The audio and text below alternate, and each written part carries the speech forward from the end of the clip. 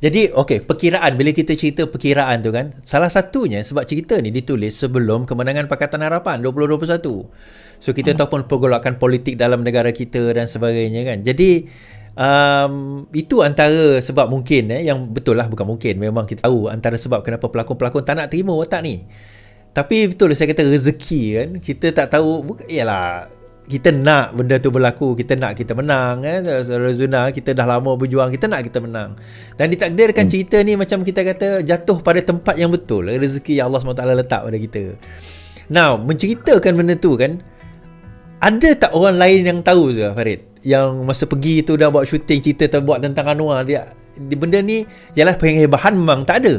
Orang yang terdekat yang rasa macam kau janganlah buat benda ni akan nyusahkan kau. Ada tak halangan-halangan tersebut atau macam mana? Ya, macam saya mendapat restu daripada ibu saya, tetapi orang kata apa, bila saya bagi tahu kat isteri saya, kata kali ni saya buat satu filem ni dia lebih kepada perjuangan. Dia bukan commercial film yang normal yang saya lakonkan sebelum-sebelum ni. Dan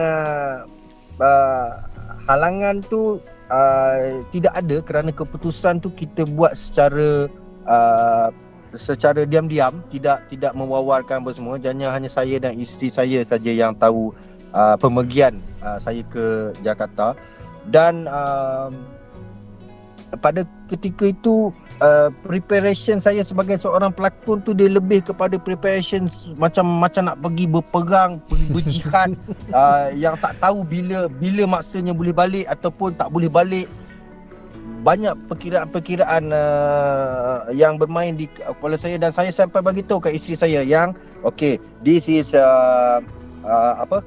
untuk you stay kat sini, jaga anak-anak selamat semua, sebab I pergi sana, kita in between ni nanti akan ada pilihan raya. I pun tak tahu I boleh balik pilihan raya atau tidak, sebab banyak perkara-perkara yang bermain di fikiran saya. Sebab macam saya pergi ke airport tu untuk terbang ke Jakarta tu, skrip saya berada di bag lain, di tempat yang lain yang tak ada kena-mengena dengan saya, faham tak? Dan saya bawa benda tu orang kata secara hati-hati. Kerana apa? Kerana rugi kalau saya boleh pergi sana tetapi saya tak boleh balik dan filem tu tak boleh tayang di Malaysia. Dan masa saya pergi ke sana tu, perkiraan saya sentiasa berdoa sebab saya nak filem-filem saya semua ditayangkan di negara saya sendiri. Betul. Kita tak nak ban lah. Tapi filem ni, filem negara saya yang berkemungkinan besar tak akan ditayangkan di negara saya. Jadi pemergian saya ke sana tu dengan hari-hari kita macam berdoa, sebab orang Indonesia dia tak tahu sangat perkembangan politik di Malaysia ni tau. Betul. Masa kita dissolve parlimen apa semua, dia orang tak tahu apa semua. Tetapi kita dalam situasi yang macam sekarang ni, Malaysia tak ada Perdana Menteri. Kan? Dan banyak figure-figure yang boleh naik sebagai Perdana Menteri. Tetapi saya dah sign kontrak sebagai Anwar Ibrahim. Nak tak nak, saya kena pastikan bahawa filem ini boleh ditayangkan Malaysia, dan untuk itu kena pastikan kemenangan kepada Pakatan Harapan dan Anwar Ibrahim. Itu yang bermain di fikiran saya. Sampai Zuna offer saya untuk pergi ke Bandar Tun Razak tu, is just offer yang macam dia dah offer lama. Dia 3 hari tu dia dah tanya kemungkinan besar akan turun ke situ. Tetapi saya tak bagi jawapan tau, sebab saya duk fikir macam saya ni pelakon, tapi kalau dah pergi ke pentas politik apa semua ni, persiapan saya sebagai seorang aktor ni dah bertukar jadi persiapan seorang politician tau. Ya, betul. Dia dah jadi macam tu tau. Tapi saya grab that opportunity because I really wanted to, orang kata, feel orang kata the feeling as a politician yang boleh cakap dalam keadaan 5,000, 10,000 orang macam tu, without ada getaran tau, dalam ketakutan dalam hati mereka tau. Betul. Saya nak rasa benda tu. sebab kalau kita rehearsal bercakap seolah-olah macam Anwar Ibrahim bercakap di Masjid Negara sebagai contohnya. Kalau saya tulis semua apa yang Anwar cakap tu apa semua, saya lafazkan sorang-sorang di dalam bilik ke di dalam kereta ke apa semua, kita tak akan dapat the same orang kata feeling tu, ya. Jadi masa berlakon tu, tiba-tiba saya dapat 1,000 orang berada di depan saya. Yang paling penting, tak tahu pun bahasa yang saya ucapkan tu bahasa Melayu. Mereka tak tahu, orang panggil apa, apa yang Anwar Ibrahim cakap tu adalah benda yang sangat besar ketika itu. Oh. Jadi tugas saya ketika berada di Indonesia tu, selain memahamkan diri saya sebagai Anwar Ibrahim, saya kena memahamkan audien 1,000 orang Indonesia ni untuk memahami situasi politik Malaysia pada ketika itu. So pointnya masa syuting saya tengok juga ada satu scene tu ramai orang kat depan tu. Masa tu ada 1,000 orang di hadapan tu. Memang betul-betul dia ada 1,500 orang yang pakaikan untuk jadikan big scene tu. Crowd tu bukan CGI apa semua, bukan memang really. Tak ada, memang really tu. Dan masa saya naik atas stage tu memang sebab itu kali pertama saya berorasi, berceramah di dalam filem tu. Masa saya naik tu hilang dialog-dialog saya semua yang saya hafal tau. Hafal lo. Pergerakan Anwar Ibrahim, macam mana dia buat macam tu, masa-masa dia cakap tu semua lost. Saya sampai cakap kat Acah, I think I need a break because I tak pernah hadapi situasi macam ni tau. So it really happen dan akhirnya bila saya dapat kontrol audien tu dengan bahasa saya sebelum saya lafazkan dialog tu, akhirnya audien tu jadi supportive, secara tak langsung membantu scene tersebut. Ya, nampak macam sebab kita nak semangat audien tu, bila dia faham apa yang kita sampaikan, dia bukan jadi macam acting dah. Betul lah. Dia tak jadi macam acting, dia jadi macam dia really expire. Tapi itulah saya kata, bila Farid naik atas tu, terpentas tu kan, bercakap di hadapan, dan tu adalah scene, kalau tak silap saya Zuna, scene yang dekat apa orang kata masjid negara tu kan, scene tu ke masa tu?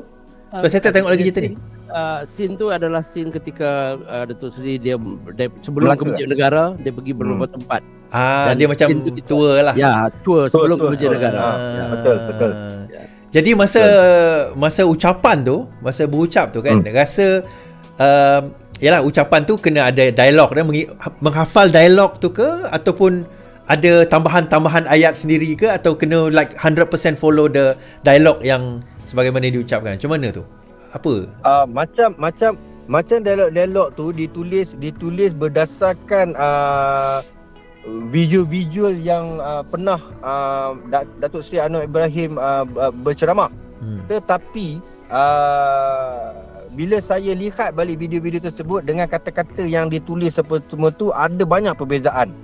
Jadi saya kena ambil inisiatif sendiri dengan limitasi yang ada. Video-visual ceramah apa pada ketika itu susah kita nak dapat exactly the words yang Datuk Seri guna. Tetapi untuk yang Masjid Negara tu, saya berulang-ulang kali dengar setiap bait-bait yang diucapkan tu, sampailah jelas orang kata skrip yang saya jot down sendiri.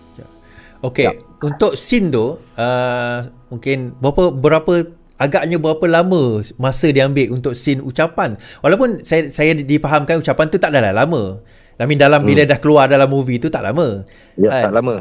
Tapi berapa lama masa dia ambil untuk show, untuk untuk practice, untuk nak set the audience dan sebagainya pada ketika itu. Praktis saya rasa kita mengambil masa untuk benda tu dalam 2 minggu untuk saya hafal dia punya line apa semua tu. Tetapi masa penggambaran dia mengambil masa lebih kurang 3 hari. 3 hari just untuk scene tu saja. Ya, dia campur scene tu dia sebab location dia dekat-dekat, jadi dia tukar hari. Cumanya satu hari tu kira memang betul-betul hari ceramah sampai director nak kata Anwar Ibrahim tak ada suara tu masa dia Melaka tu. Dia nak macam tu. Dia nak sampai macam tu dia nak kan. Saya pun sampai pecah lah suara macam tu. So he's enjoying. Okay, Saudara Zuna, okay bang, kita nak cerita. Daripada segi ada kontroversi sedikit, ada kata kenapalah spoil lah. Ada pelakon yang cakap bahasa Indonesia dan sebagainya. Ini saya tak tengok lagi, tapi ada orang kata kan. So apa kekangan-kekangan menyebabkan kita terpaksa resort kepada benda tu, supaya penonton nanti kalau dia tengok, dia faham, oh ni berlaku sebab apa. Boleh ceritakan?